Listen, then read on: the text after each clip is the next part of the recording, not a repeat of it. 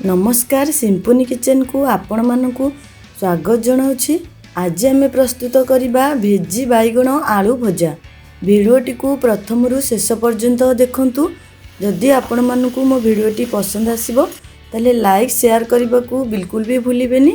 आ symphony kitchen को जदि आपण माने सब्सक्राइब करि नांती ताले निश्चय सब्सक्राइब करि नियंतु। चलंतु एबे आम स्टार्ट करबा भेजी बैगण आलू भजा। भेजी बैगण एबे डेम्फो सह अछि। मु याकू डेम्फोरु भेजी बैगण को अलगा करि नउछि। एमती गोटी गोटी करि याकू काढी नउछि। ए भेजी बैगण को मध्य केही केही बीकोली मध्य कहिथांती। आपण मान काडे याकू कोन कहंती आपण माने निश्चिंत कमेंट रे मते जणैबे।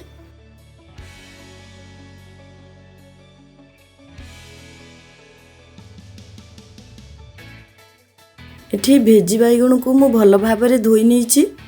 एठी मु दीटा बड़ साइज रो आलू को पतला पतला करी काटी नैछि। आपण माने आलू को सब बेले पतला पतला करी काटिबे। पतला पतला काटिबा द्वारा हमरो भजाटा बहुत टेस्ट आसी थाए। एठी मु गोटे मीडियम साइज रो पियाज को मध्य काटी नैछि।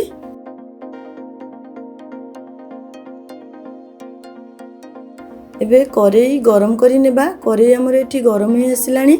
मु एबे तेल को पकई नउछि। जेमती आपण माने नॉर्मल भजा करंती सेही अनुसार तेल पकेइबे।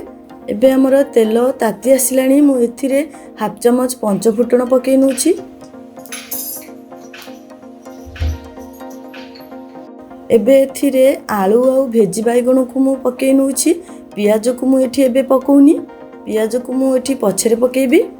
एको भलो भाबरे टिके मिक्स करि नेबा।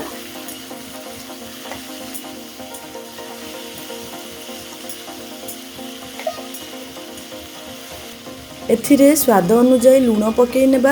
हाफ चमच हळदी गुंड पकई नेबा। एको भलो भाबरे आमे एमती मिक्स करि नेबा। याकू आमे कवर करिबानी एमती खोला भाजी नेबा। काहे कि ना एठी आलू को मु पतला पतला करी काटिची। जदि आपण माने एको कवर करिवे ताले आलू हमर एठी पूरा सिझी जिवो। भजा बिल्कुल टेस्ट आसीबनी। एबे टिके आलू सिझी आसिले सेथिरे कटा पियाज को पकई नेबा। याकू मध्ये मिक्स करि नेबा भलो भाबरे। याकू आम एमती मझिरे मझिरे एमती घांटू थिबा नहले हमर ये तळे लागि जिवो।